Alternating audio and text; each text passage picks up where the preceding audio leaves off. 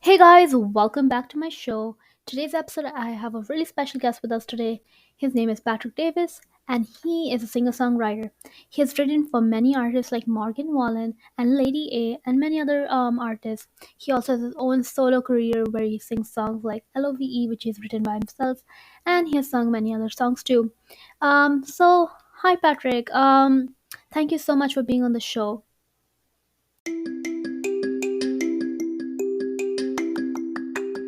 I'm I'm glad to good. be here. Yeah, I'm so happy that you could be on the show today. Could you please introduce yourself and maybe sing a line from your latest song? Yeah, okay, all right. Well, my name is Patrick Davis. I grew up in South Carolina. I've lived in Nashville for the past 20 years or so.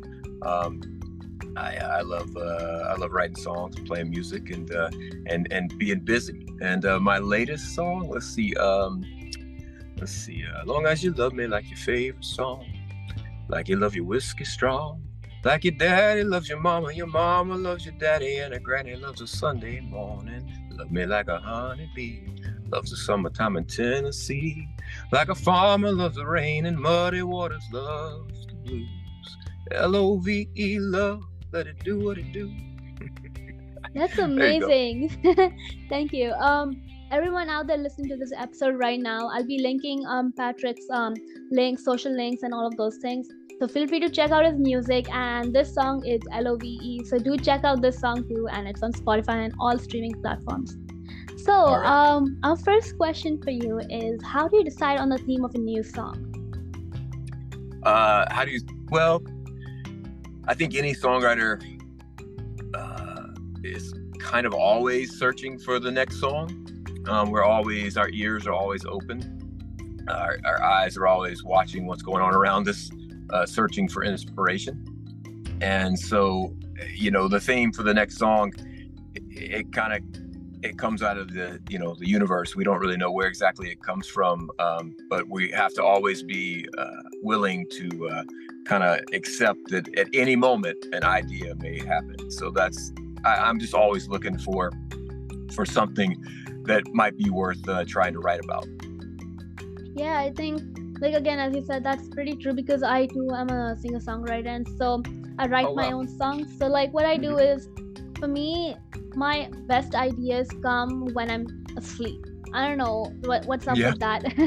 So, like, I try to keep like a journal or something next to me, like my phone or something, so that if I do end up waking up, I can actually note it down so I do not forget. Yeah, That's that's very something. smart. Yeah, because I think the thing with ideas is that since your brain is the most active when you're asleep, you have a bunch of ideas running through your brain, like maybe dreams and things like that. And so I think, like, just the idea of like just putting it up into like a place where you can attain it, and then next morning you can actually use it, I think is a really good tool. Yeah, I've heard many very famous musicians and songwriters talk about ideas that came to them, right when they woke up or maybe in the middle of the night. And I do know a number of folks that do keep, and I've done the same thing. You basically jump out of bed and you roll over and you make sure that you have your phone and you put it in your notes section. Back in the day, I think we used to write them down, but not so much anymore. But yeah, Paul McCartney's probably the most famous story about that is he wrote Yesterday. When he woke up in the morning, he had that melody and he didn't know where it came from. He thought it was something he'd heard before, but he woke up with that melody in his head and he had the entire song, at least the musical portion of it, written in his sleep. So I think it's important. And he jumped out of bed and he sat down instantly and did that before he forgot it, because that's what happens. We always think, as you know, as a songwriter, that you're going to remember what you're like, oh, this is great, I'll remember it in the morning. And in the morning, you have no idea what it was. Yeah, that's actually really true. I think like the best ideas often come like randomly. So I think just like you cannot remember exactly what you like. You may remember gist of it, but you won't remember the full idea. Like for a melody is just a one-time thing. You got to record it the moment it comes to your head, or like record it like maybe a few seconds later, because come the next morning you would not remember even a part of it because the melody is kind of like flowing, and breaking it into parts kind of like diminishes the whole property. Yes, 100%. You have to, here in Nashville, when you're writing, a lot of us will just hit record on our whatever device we record. If we're in the studio, it could be Pro Tools, or it could be Logic, or it could be just, your MacBook or your phone. But always record, because chances are you're going to sing something or say something, and then like a few seconds later, you're going to sing it or say it again, and it's not going to be the exact thing that you did, if even just 15 seconds earlier. So it's always great to have that that library that you can go visit and go, oh man, okay, that's what it was. So I would say for any aspiring or young writers, or any old writers out there that haven't done that before, it's so valuable to have recordings of even just your ideas as you are putting them down, because then you can go back and say, what was that? I think I said it differently. Yeah, I think that's really true. I think just obviously you can't keep yourself and record every single moment of your life. That's kind of strange to do, but I mean, just whenever you're sitting down to songwrite or sing, you can just keep your phone record, just open up voice memos, record full your full songwriting sessions. That if you, let's just say you're saying LOVE, right? Let's take that for example. You could have said it a different way. Maybe your verses were different, or maybe your melody was different. So yeah, that comes to my next question. How do you experiment with your songs? Do you kind of make changes to it as you go, or do you just sing whatever comes from your heart? I think you have to edit constantly when it comes to. There are a few songs. I've written thousands of songs probably. There's a few songs that have happened very, very quickly, in 20 or 30 minutes, the entire song has been written, and I haven't changed it much since then. But for the most part, I kind of stick to the rules of the old singer-songwriter Paul Simon said. He said, great songs aren't written, they're rewritten. And I kind of always fall back on that, because you really do have to hone in on, you'll get the idea. I think it's important to capture the magic, as it comes out. But you then have to come back to that and go back through. And you don't want to stop yourself from being creative. So you don't want to get stuck on a line, or you don't want to get stuck. You can just kind of just put down whatever's, like for that example of Paul McCartney. Paul McCartney didn't have words to Yesterday, and he was walking around the house singing scrambled eggs, because that was what they were having for breakfast. So something that keeps the momentum moving forward is very important. So for me personally, once you get started, it's okay to go back and recognize, even it could be 6 minutes or 6 years later, if you're still, trying to make it as good as it can be, you can say, hey, that line right there is not as good as it should be, or that melody should do this instead of that, or especially in the studio. In the studio, you have the ability to really go in and craft. That's the reason why a lot of albums, especially the classic albums that folks think about, where it could be, I don't know, it could be Marvin Gaye, What's Going On. I mean, it could be U2. All these old classic albums, they took a long time to make, because they were constantly trying to be not just creative, but also being concise and exact with what they were trying to put out into the world. And that means that you have to edit. That means you have to make mistakes, and then you have to fix those mistakes. Yeah, I think what you said is really true. I think just editing is often a thing, not just writing, but I think anything. It's when you try to constantly correct your mistakes, there are always going to be mistakes. So there's never going to be a concise end point. It's just going to be you could, for all we know, you could edit for 20 years, 50 years, Yes. for the rest of your life, honestly. And the time that this is okay, this is good enough, not good enough, but rather the best it can be, that's no such thing, because the best is not possible, because you would have to be alive for so long just to work on that one thing. If someone was had no end, they had unlimited lifelines, even then, I think even after 5 lifelines or 6 lifelines, they would still want to work on it, because there's no end to how much you can work on one song. Yeah, you have to kind of, as I say, editing is important. There is a point where, the imperfections are what kind of make it perfect too. That's life. Yeah. So you don't necessarily need it to be. I think one thing that's happened with music, because of technology, we have so many gadgets at our disposal now that sometimes we take the life out of a creation. And so you don't want to do that with music. The best music still sounds human. It still sounds, it's real. It's not necessarily absolutely perfect. It's okay if it's a little, under pitch. It's okay if it's a little out. There's certain places where it's all right if the tempo moves a little bit, and that's a hard lesson for people to learn and I think that depends on what kind of music. If anyone out there is, in the pop world or, well, all it's got to be exact, quantized. It's a certain thing. It's dance music. It's kind of hard to do that. But in my music, if you're talking about more Americana or, I don't know, singer-songwriter blues world, it's okay to be human. That's what makes us all special. So we don't want to sound just like everybody else. So you do have to get to a point where you want to be great, but you have to kind of just be like, all right, this is okay now. I can let this go. It can go out into the world, because you're right. You're absolutely correct. You can edit it till it's the page is just ripped apart, and that you lose the beauty in that.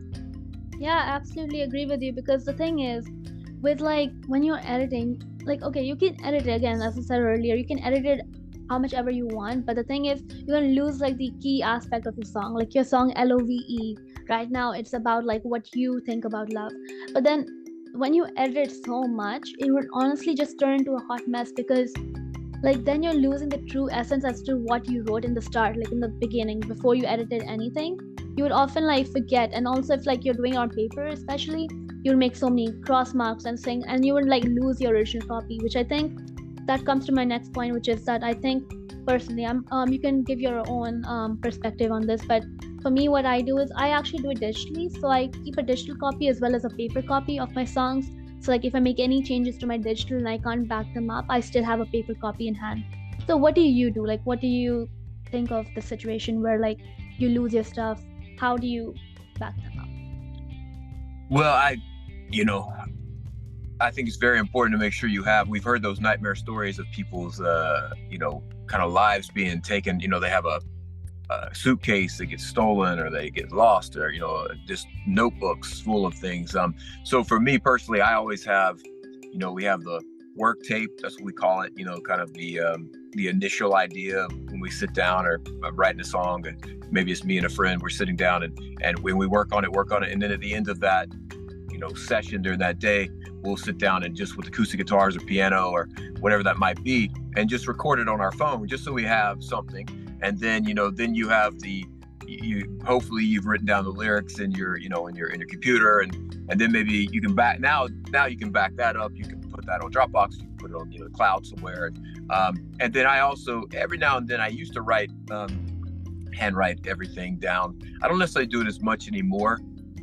But I do find that to be very valuable when I perform a lot. So it's good for me. They say that if you write something down, or if you read it, it's going to stick with you more than if you just heard it, or if you just see it on a page, when it comes to lyrics and things like that. So I like to write the lyrics down, handwrite them, which allows me to really remember them more so than if I just type them out.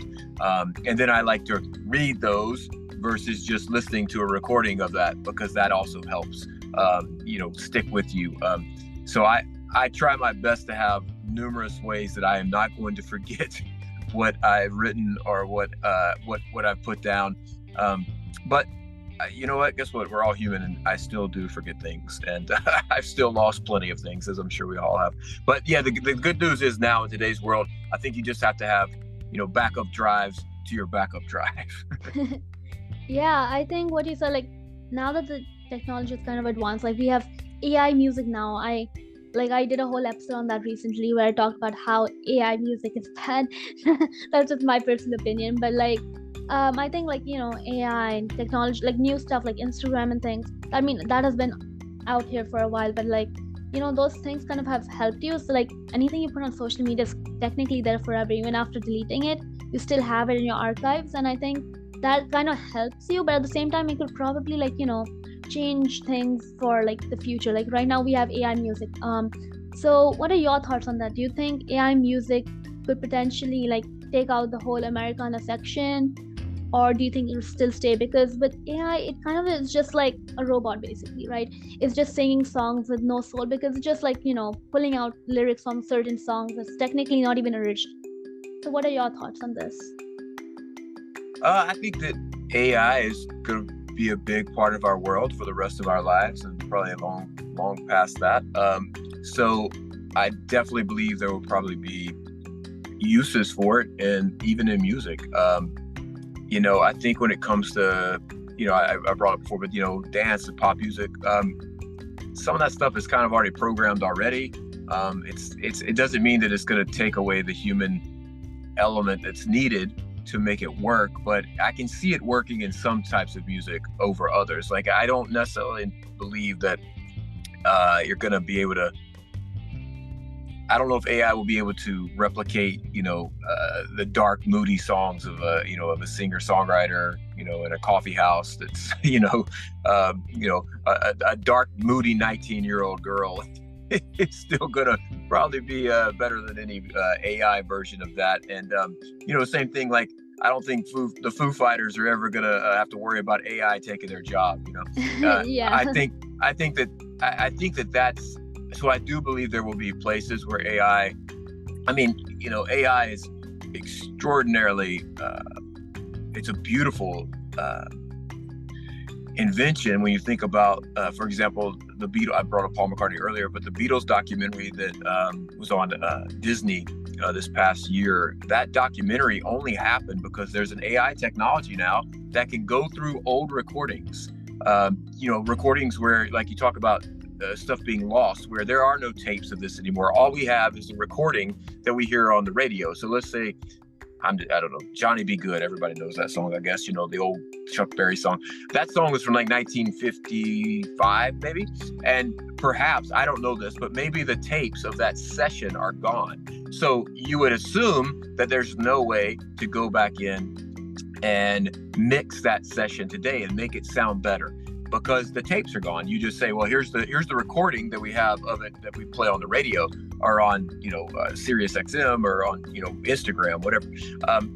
So you would think you couldn't make that any better, or you think that would be lost to time. Well, AI has now come about where it can actually go in, listen to that recording, just what you hear on the radio, and pick out every single instrument individually, mute everything else. If you just want to hear the vocal, everything else will go away, and it'll only find the vocal. If you want to hear the drums, it'll only find the drums, which is incredible. So those things are so phenomenal. I think that that's so important to us keeping around the old music. It's so important to us learning more about music, and that's what we all want to do. So I do believe AI will be a valuable piece of the music industry for a long time, but I think it's going to be very it's going to be individual. Like, it's not going to matter so much in Americana. It's going to matter a lot in pop. It's not going to matter so much in in the blues world. It's going to matter a lot in dance clubs, dance mixes. So I think it's kind of going to be give and take. I'm not too worried about it in our world when it comes to writing songs and things like that. I don't think that's really going to matter all that much. I will say that I think, like, I have nephews and nieces and nephews that go to they go to clubs and they dance all night. AI could probably do that. Like, that's not going to be that hard. They can figure out what the BPMs are, and they can figure out what when they need to make people scream and when they go down. And so I would be worried if I was in that world, for sure. But that's kind of how the world works. So Yeah, that actually makes sense. I mean, for me personally, like, I'm in a mix of both worlds. So like, I write country music too sometimes, but I do not really. The thing with country actually is there's no set definition. People often say you have to be from the southern side of the US to be called a country singer, but I think it's just like anything you sing from the soul, or anything that has a meaning to you or has a story behind it, can be considered country. It doesn't even have to be about a country, right? What are your thoughts on this? I know, like, you're a country singer-songwriter, so. Yeah, I didn't grow up listening to country music. I still don't listen to country music. I just I like writing songs, and so I like storytelling. And I kind of bought into the idea that if I moved from South Carolina to Nashville, even though I didn't grow up on country music, that the people that I personally liked were more rock and roll storytellers. So it was Bruce Springsteen and Tom Petty and those types of folks. And what I would say is, I recognize kind of what you said. It was like, I don't necessarily have to. I can change a few things here as long as they're story songs. I can make this work in Nashville, and it has worked pretty well for me. But yeah, I think that you don't necessarily have to be from the South. I don't think you have to be grow up on a farm.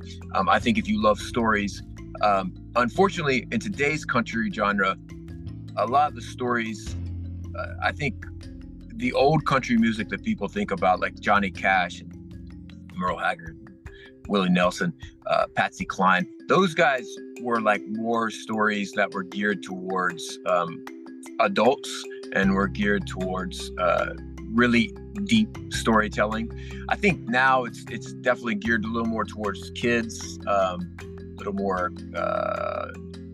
lighter, generic type of storylines. So I think that if you're trying to write songs and you want to write like real stories and real songs, I think that that still can be considered country, but I think it's probably going to be kind of closer to the Americana world, the Americana country world, than country music on today's radio. There's still some moments, but I think that the real storytelling, the stuff that really like moves you as a human, and that's farther and farther from today's radio. So I think if you want to be a songwriter and you want to write some country songs, you got to decide on whether or not you want to be on the radio or you want to write songs that are going to last forever. So, usually not the same thing. Yeah, that actually is quite insightful because I never actually thought about it that way. So I guess, yeah, I do write Americana then. But I think putting myself into a box is probably not what I'm doing right now. I'm just kind of exploring my sound, see where it takes me. I've written a bunch of, it's like my Google Keep app is like all over the place. It has like songs that are like pop songs. I have folk songs in there. I have a few Americana songs, jazz songs, like they're everywhere. So I'm kind of like just, exploring my sound. Thank you so much for being on the show. I really enjoyed talking to you and learned so much. Like, the whole AI conversation we had, I really enjoyed that because I never actually thought about that. And I think it's a really cool thing to look into. And yeah. Yeah, for sure. Well, good luck with all the writing. And just, the thing is, write until you figure out what it is you really love to do. And it's okay to just being creative is wonderful. And then pick one of those genres you're after, and then see what happens. So that's our conversation with Patrick Davis. I hope you enjoyed and continue to support him on his musical journey. Stay tuned for new episodes every week.